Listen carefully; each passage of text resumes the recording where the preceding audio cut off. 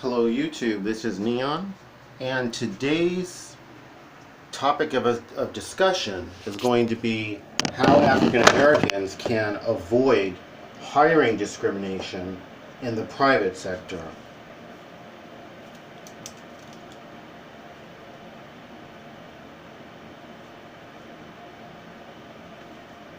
Now, to get right to it, first of all, the rules. Before I give you the rules, I'm going to say to African Americans who may be listening that what I'm about to say is going to be offensive, and I apologize in advance for that. I would ask you to please hear me out to the end and know that the tips that I'm giving have come from other African Americans who I have spoken with who have worked in the private sector.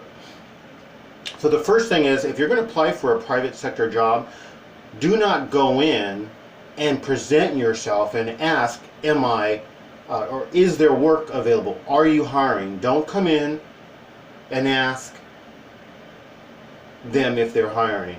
2, do not call in to ask if they're hiring. Do not call in to their human resources or whoever is in charge of hiring to ask if they're hiring. When you fill out your job application or your resume and all of this stuff, do not put a picture of yourself in there. Do not put down that you're African American.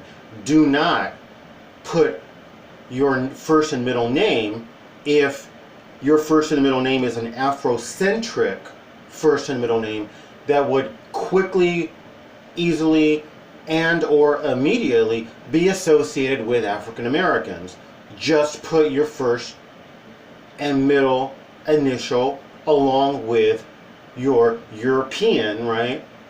These people who destroyed our cultures, these Europeans, we have their last names to this very day. Put your European last name. Now, everything that I said amounts to, don't let them know you're African American. So, and that is true.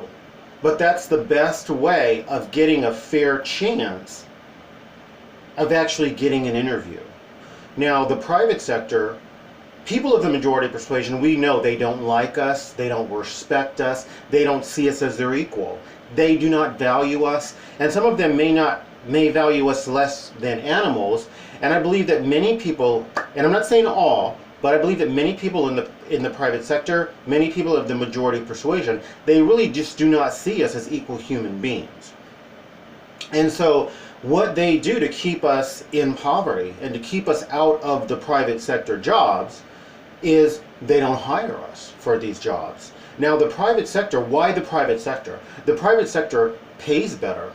There's more earning potential, there's more potential for growth. That is assuming that one has gotten a position that actually can lead to the executive positions. That's where the potential is, versus public sector or government jobs where there's not as much room for growth, there's not as much room for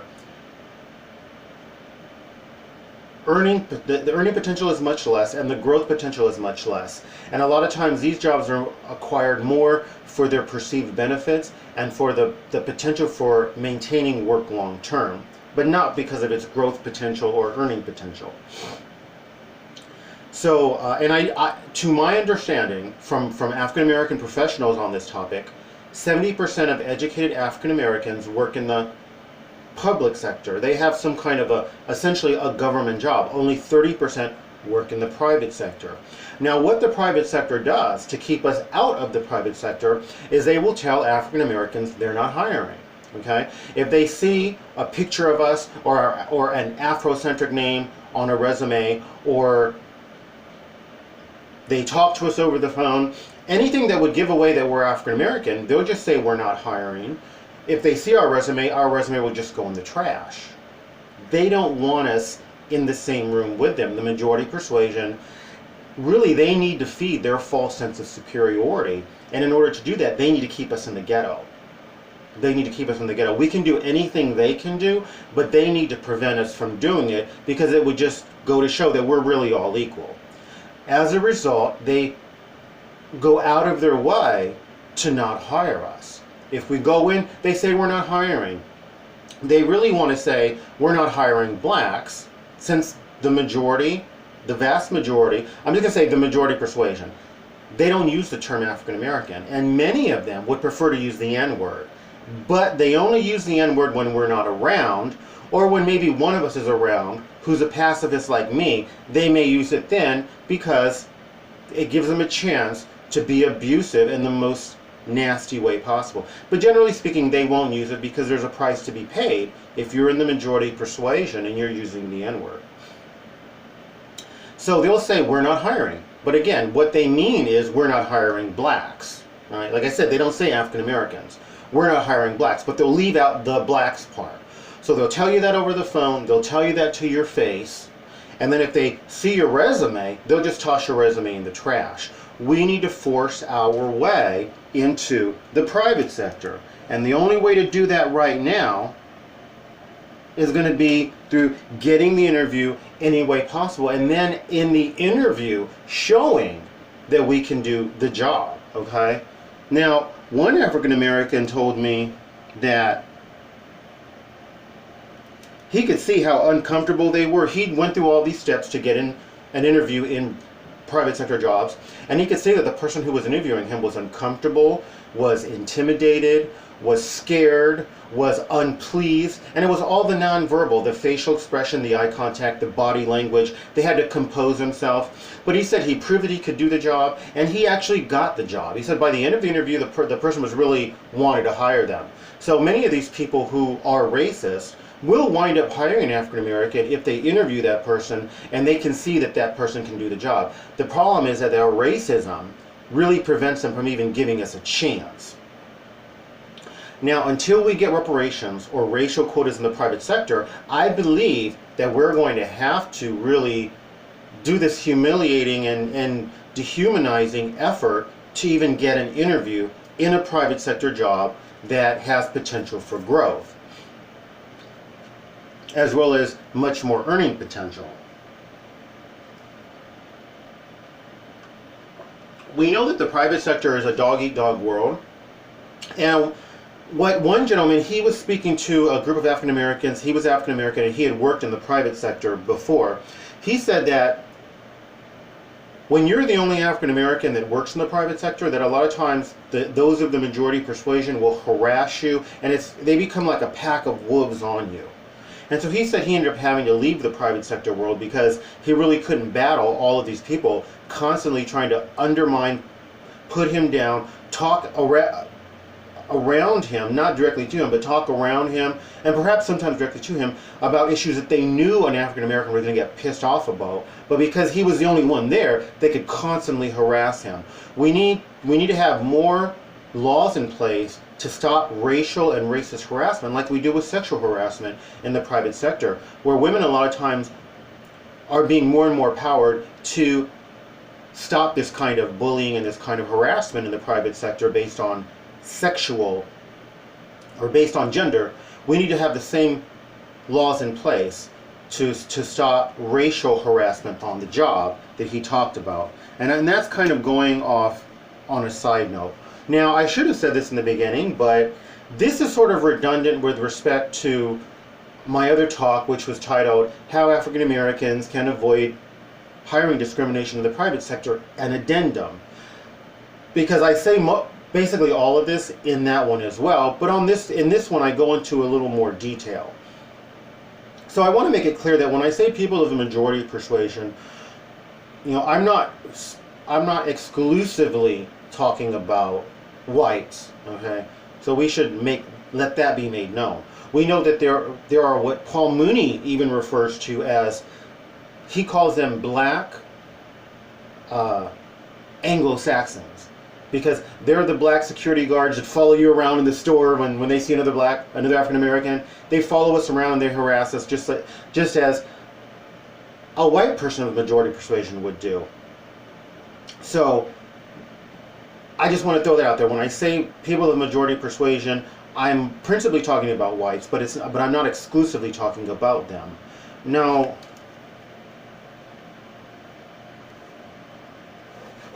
in Fortune 500 companies, I know that there are 5 that have African American CEOs. So these are positions where they're probably going to be they probably made it for life. They probably never have to worry about money again, right?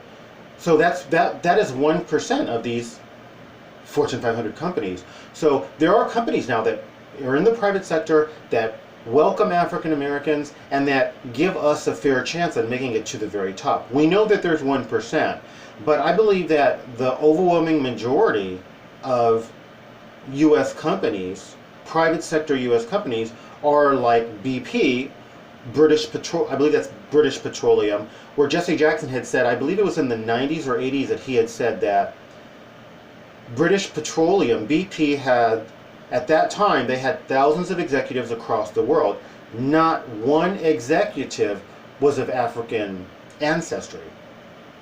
So it would appear that they go out of their way to discriminate against anyone of African lineage in their company because they need to feed their false sense of superiority, and that means people of African descent cannot be empowered to make good money and to really have opportunity to show our equality.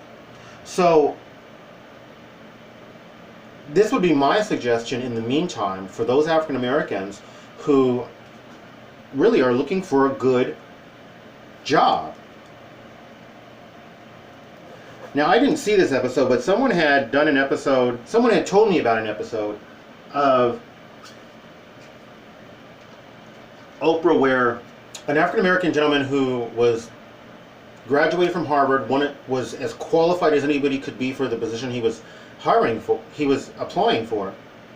He went, he asked them if they were hiring, and they just said no. Again, they didn't say, no, we're not hiring African Americans, no, we're not hiring blacks, no, we're not hiring N-words. They just said, no, we're not hiring. And the position he was applying for, a white male ended up getting that position, who as well was a Harvard graduate. So this company, according to what the person told me, who had seen this episode, was sued because all of this was caught on camera. Them saying we're not hiring, the position being given to a white man, and the African American man wasn't even given an interview. It was all caught on camera. So this company was sued for a lot of money, and this African American really was able to punish them the way they deserve to be punished for their racist policies with respect to hiring. This is something that happens in the private sector all the time. This is what has been suggested to me by one African American in particular. And so I'm just passing this on. You know, take it or leave it. If it's something you feel like you can apply it. If it's something you feel like you can't apply, don't. If parts of this make sense, if there's one little point out of it that might be helpful, use it and reject the rest if none of it's helpful. Do as you will, because you know you better than I know you. You know your surroundings, you know what you're dealing with better than I can ever know. I can only sit there and put out information kind of like as a smorgasbord, and then you can pick what works for you. So that's really it as regards this really important talk.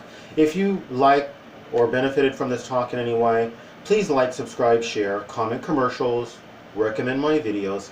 Do one or more of those things. Thank you.